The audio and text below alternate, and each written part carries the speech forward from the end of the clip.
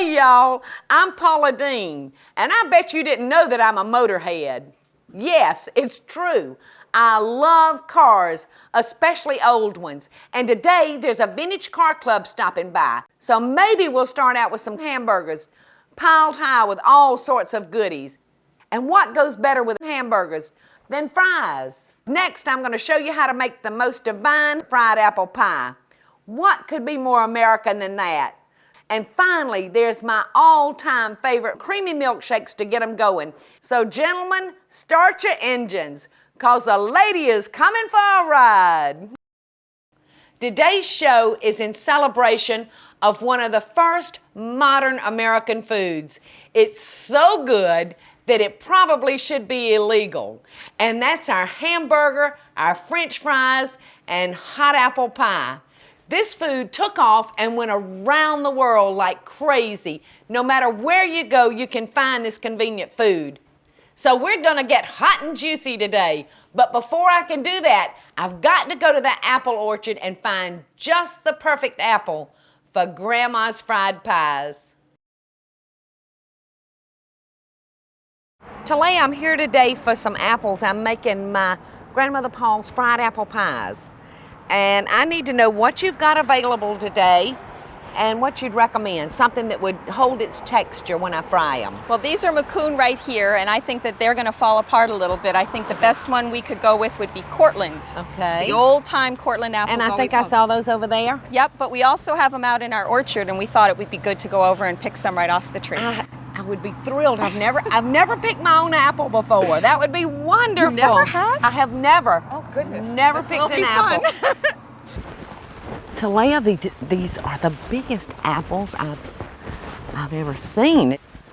And what you do have is just beautiful. Now, is there any special way to pick them? And when you pick an apple, you never use your fingers.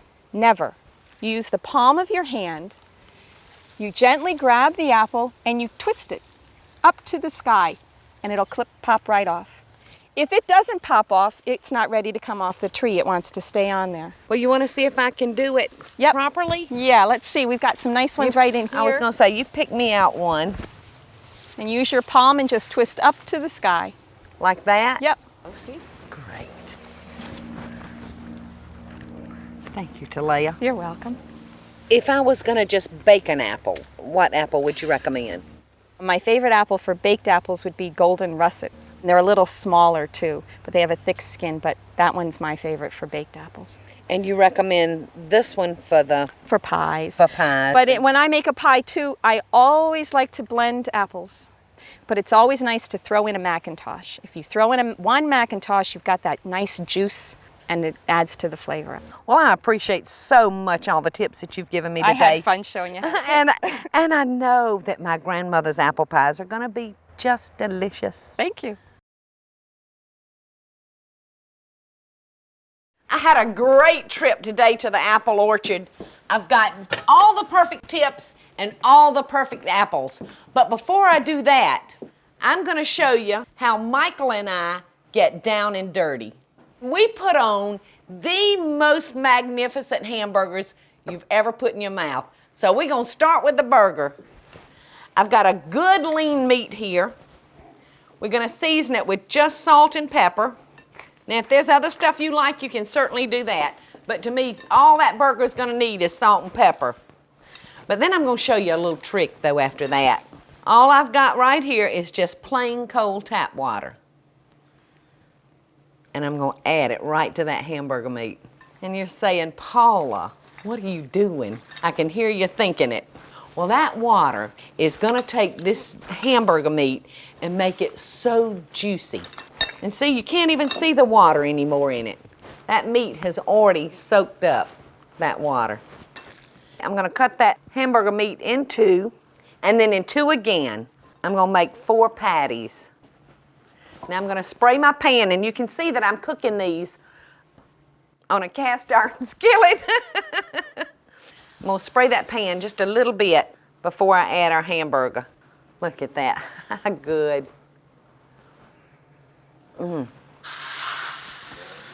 Not a thing in here but salt and pepper and a little water, and that's our secret ingredient today. Ooh, I'd almost say that one's a half pounder.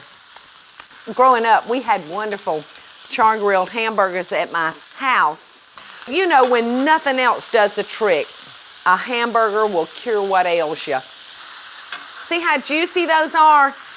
There's been a difference of opinion on the temperature that you should cook your hamburger meat. I love my steak medium rare, but my hamburger meat, that's a whole different ball game. I like my hamburgers medium well. And that's what I'm gonna cook these two today. Look how good that looks. This was a real lean ground beef that we're using today. In fact, I think it was even a ground round. So that water has really helped it in there. So I'm gonna let those just cook for a few minutes and get the nice and medium well state. Rennie, you can smell me cooking burgers, can't you? I think that wag was a yes. Our hamburgers are ready to come up now. I think they're to the perfect spot. We got a few more things to do to this burger, so I'm gonna put them right up here on this platter. And I'm gonna go ahead and top each one of them with a piece of cheese. Now, I like American cheese. This is still so representative of that first cheeseburger. And look what I've got here. I'm gonna top them with a grilled onion, and we still ain't done. I'm gonna take my pan and I'm gonna give it a little spray, and I'll put a little oil in there, just enough to fry those eggs. A while back, I was talking to one of my motorcycle buddies, and he was telling me about a little roadside hamburger stand that he used to eat at in the late 70s. And his name is Sam. And he said that he would not pass this place without stopping for one of these burgers. And I told him, I said, well, it sounds interesting. The next time I cook a burger, I'm gonna try it your way. And I tried it and I just loved it. So now I call this burger the Sam burger instead of the hamburger. All right, and that egg's ready, and you can see I busted the yellow.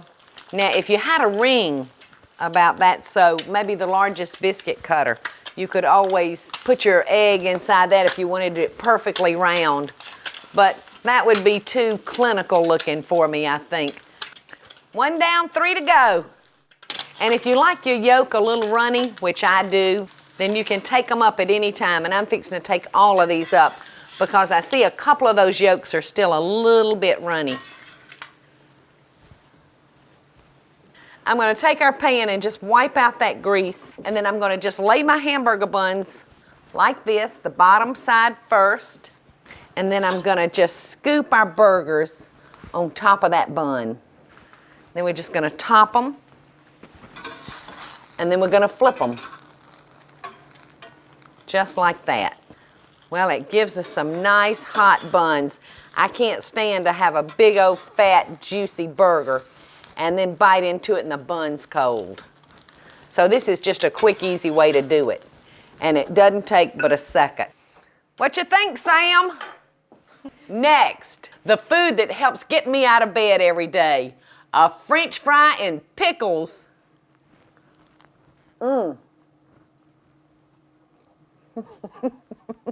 So good. It's so good. I so hope y'all are enjoying the show. And if you do, be sure to click like, subscribe, and the notification bell so you'll never miss a video. And we'll be right back after the break.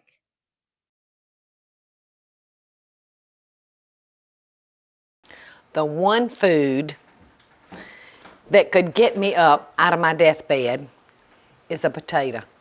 I adore them. I love them in soups, casseroles, fried, mashed, smashed.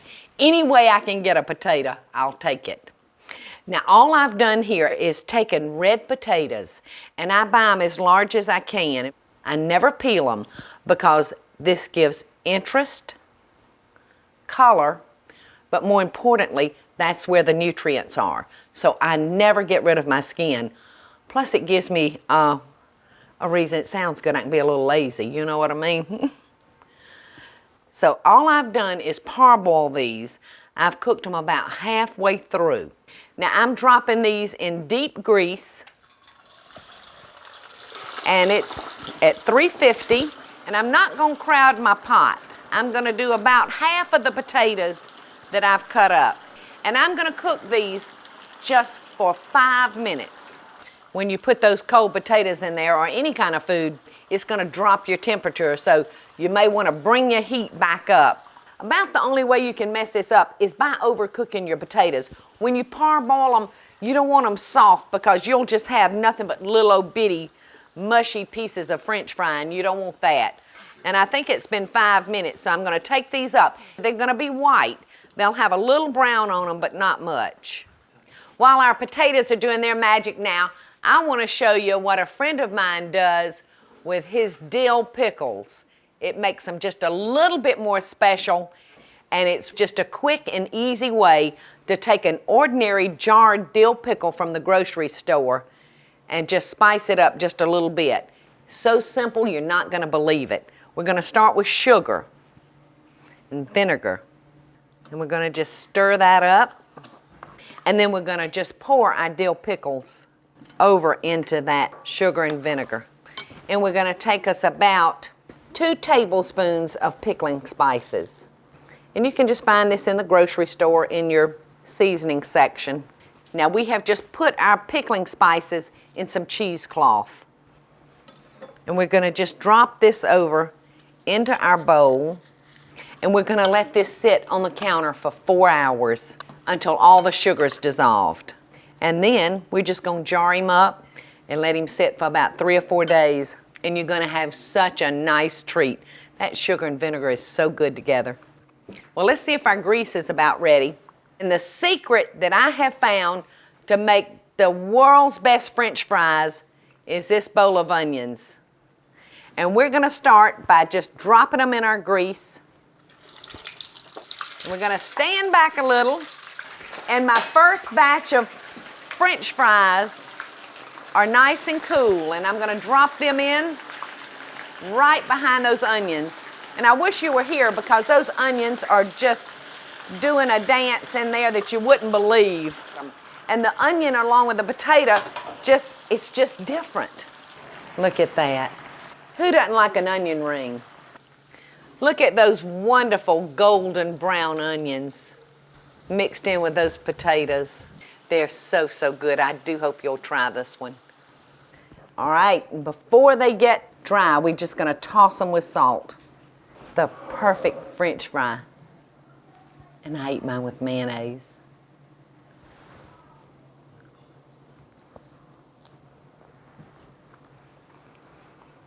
I'm happy. Stick around, I'm gonna show you the perfect apple pie.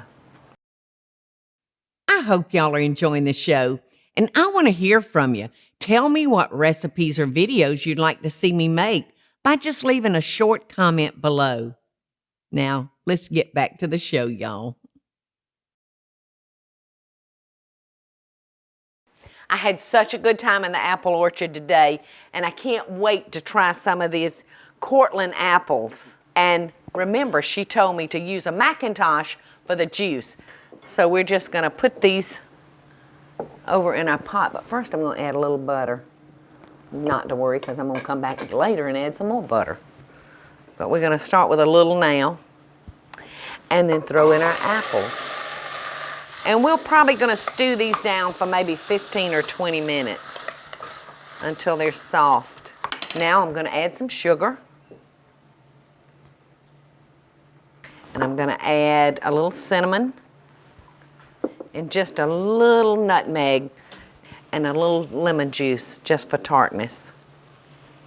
All right, so we're gonna let those cook. And while they're cooking, I'm gonna show you a product that my grandma Paul just fell in love with, the canned biscuit. She said she was so damn glad when they came out with this, she didn't know what to do. And it doesn't matter what kind of biscuit you use, but certainly a good quality biscuit. You can see that these are the flaky biscuits that have like a dozen different layers in them. Now we're gonna take this biscuit and we're gonna flour him up, and we're gonna take our rolling pin and just rub flour on him. And we're just gonna roll them out. You wanna make sure you get enough flour so that they won't stick to your rolling pin. These are so much easier than making a pie crust from scratch. And this is one of my family's favorites, and there's something that's just so down-home country about them. Now these are ready, and I've got some apples over here that's already cool. So I'm just gonna take my apples and put about that much. And I'm gonna kind of spread them out a little bit. I think I'm actually gonna add a little bit more. And then I'm gonna take just some plain water and dip my fingers in it and just slightly dampen that edge. And then I'm gonna fold it over, and I'm gonna take just a regular eating fork, dip the tines in flour, come around and seal that crust because we want all that juice to stay inside. Our grease looks like it's ready, so we're just gonna slip our little pies right in there, and it looks like the temperature is just right.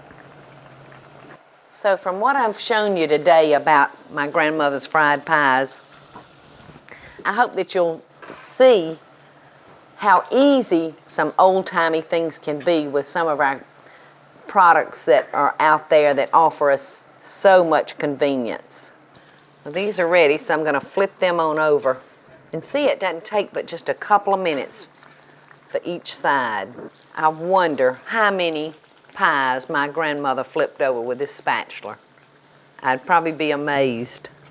Let's take a peek. See how quickly they cook? They don't take but just a minute. We just flipped them. You can hear the pan sizzling because that's our apple juice trying to get out of that dough. See how simple and easy that was? This was definitely one of my family's favorites when I was raising my children. A little powdered sugar, a scoop of vanilla ice cream on these hot apple pies, and it just don't get no better. In fact, speaking of vanilla ice cream, come back because I'm going to tell you how to make the most wonderful vanilla milkshake you've ever had, plus a few extra tips. So don't leave me. I so hope y'all are enjoying the show. And if you do, be sure to click like, subscribe, and the notification bell so you'll never miss a video. And we'll be right back after the break.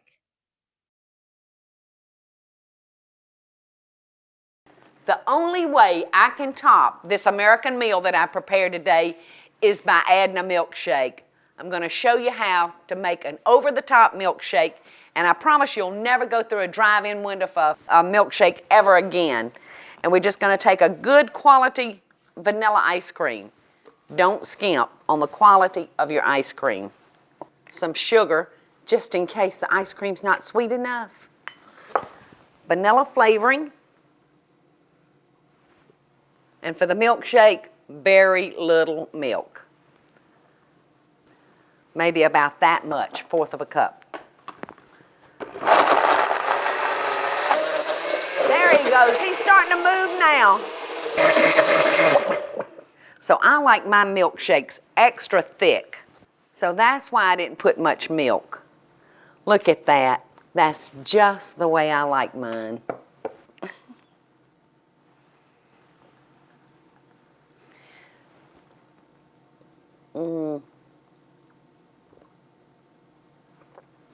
It just don't get more American than this. Before I leave you today, I want to just remind you about a couple of things. When you're frying your French fries, make sure you choose the right potato. No little potatoes, but bigger ones, and don't overcook them. On your ground beef, there's different grades of beef that you can get at the grocery store.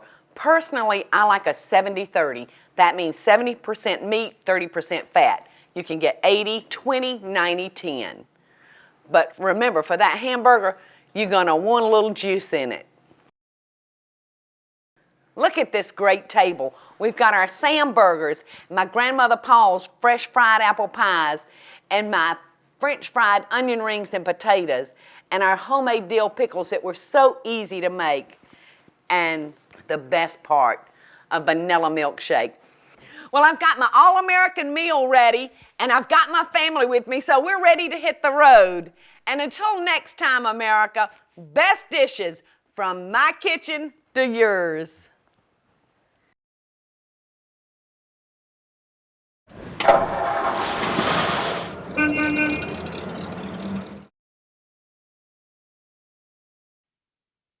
y'all, it's Paula Deen. Now, if you enjoyed this video, be sure to like it and click the subscribe button as well as the notification bell to be alerted when I post a video.